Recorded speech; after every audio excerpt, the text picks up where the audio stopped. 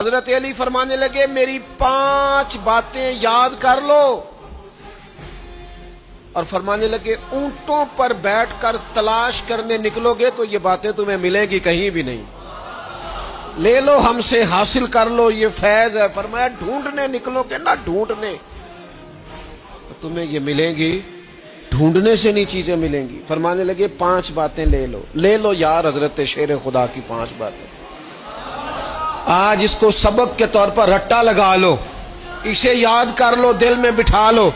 شیر خدا کی 5 باتیں، علم و حکمت کا نچوڑ، نبی پاک صلی اللہ تعالی علیہ وسلم سے لیا ہوا فیض، وہ حضور کی امت کو بانٹتے ہیں، اپنے سے محبت کرنے والوں کو عطا کرتے ہیں۔ حضرت مولا علی شیر خدا فرمانے لگے 5 باتیں لے لو، تم اونٹوں پر بیٹھ کے نکلو گے تو تھک جاؤ گے لیکن یہ باتیں تمہیں کہیں نہ ملیں گی۔ حضرت علی باتیں بیان کرتے ہیں، فرماتے ہیں پہلی بات یہ یاد رکھنا، بندے کو امید صرف اپنے رب سے رکھنی چاہیے،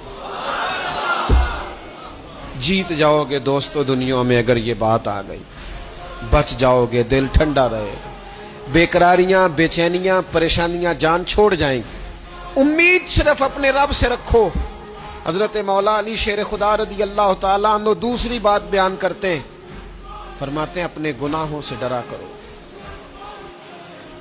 تم غریب ہونے سے ڈرتے ہو، تم تنگ دستی سے ڈرتے ہو، تم لوگوں کی دشمنی سے ڈرتے ہو، اپنے گناہوں سے ڈرو، کہیں ایسا نہ ہو کہ تمہاری نافرمانیاں رب کی ناراضگی کا سبب بن جائیں، اپنے گناہوں سے ڈرو۔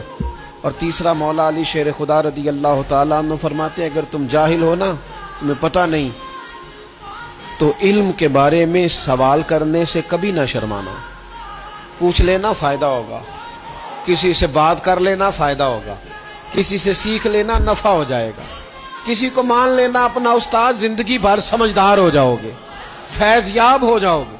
اور حضرت علی شیر خدا چوتھی بات ارشاد فرماتے ہیں یہ علماء کے لیے، فرمایا اگر عالم کو کسی مسئلے کا علم نہ ہو تو غلط بات نہ بتائے بلکہ کہہ دے واللہ اعلم، اللہ بہتر جانتا ہے۔ یہ بات یاد رکھیں، جس بات کا پتہ نہ ہو، جس کی خبر نہ ہو، جس پر عبور نہ ہو، اس بات کو آگے بیان نہ کیا جائے اور کبھی بھی غلط بات نہ بتائی جائے۔ یہ حضرت علی شیر خدا ہمیں سبق دیتے ہیں۔ اور 5ویں بات حضرت علی شیر خدا ارشاد فرماتے ہیں یاد رکھنا، ایمان میں صبر کی وہی حیثیت ہے جو جسم میں سر کی حیثیت ہے۔ اپنی زندگی صبر کے ساتھ گزارنا، زندگی میں کبھی بے صبرے نہ ہونا، حوصلہ نہ چھوڑ جانا۔ صبر بزدلی نہیں ہوتا، صبر تو اچھی تدبیر کو کہتے ہیں، صبر تو رب کریم کے فیصلے کے انتظار کو کہتے ہیں، صبر تو اللہ کی مدد کے نازل ہونے کے انتظار کو کہتے ہیں۔ فرمایا جو تمہارے جسم میں سر کا مقام ہے وہی ایمان میں صبر کا مقام ہے۔ یہ مولا علی شیر خدا نے ہمیں 5 باتیں